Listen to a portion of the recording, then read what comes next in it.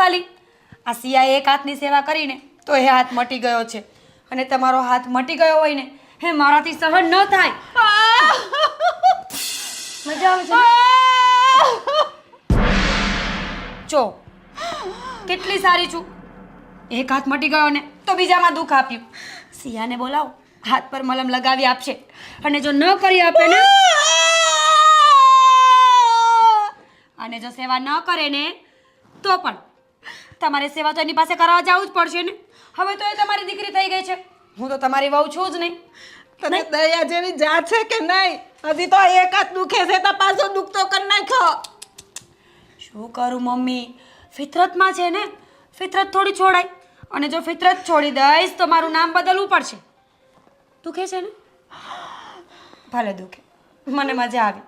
ચલો ત્યારે હું જાઉં છું. Bye bye mummy.